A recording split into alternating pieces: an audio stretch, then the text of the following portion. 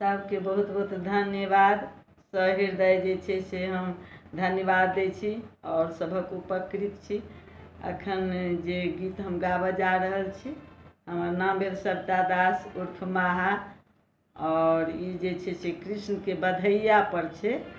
कृष्णके बधैया मंगै छथिन गोकुलके नारी सब, वएह गीत जे छै से रचनाकार छथिन एहि गीतके सविता दास, और जे छै से गाबियो रहल छथिन सविता दास।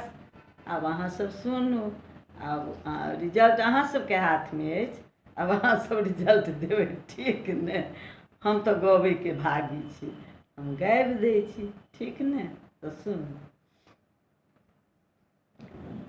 गाबे गोकुल के नारी हे कृष्ण के बधैया, गाबे गोकुल के नारी हे कृष्ण के बधैया। कृष्ण के बधैया कान्हा के बधैया, कृष्ण के बधैया कान्हा के बधैया। गाबे गाबे गोकुल के नारी हे कृष्ण के बधैया, गाबे गोकुल के नारी हे कृष्ण के बधैया। कहाँ गेली किया भेली यशोदा मैया, कहाँ गेली किया भेली, कहाँ गेली किया भेली यशोदा मैया।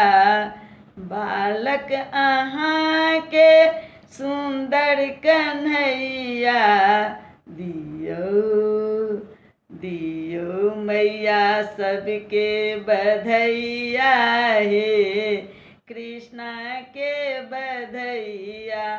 दियो मैया सबके बधैया हे कृष्ण के बधैया।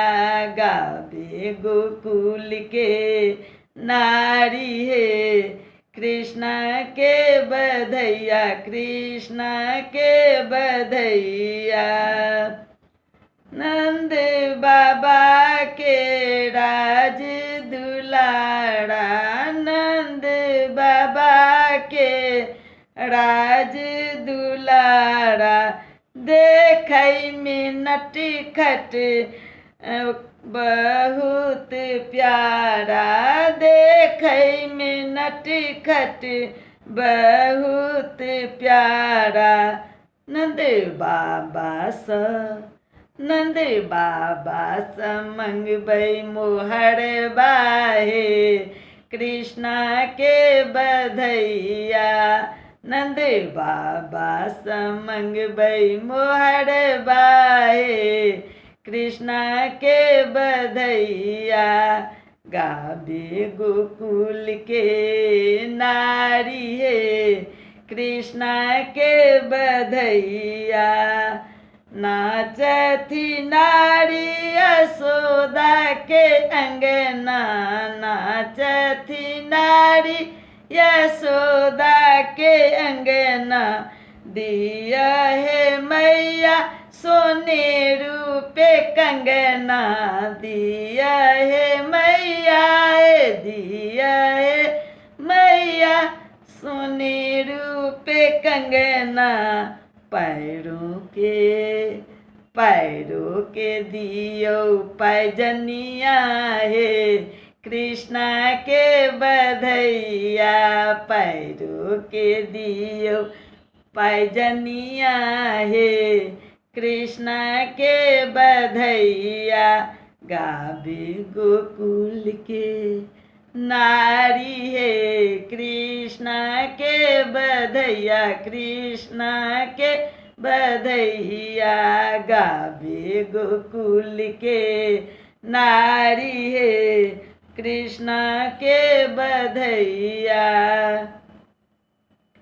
गाबथी सविता गीत बधैया, गाबथी सविता गाए गावती सविता गीत बधैया लई छथि नारी कृष्ण के बलैया लई छथि नारी कृष्ण के बलैया मंद मंद मंद मंद कृष्ण मुस्कैया हे कृष्ण के बधैया मंद मंद कृष्ण मुस्कैया हे कृष्ण के बधैया गावे गोकुल के नारी हे कृष्ण के बधैया कृष्ण के बधैया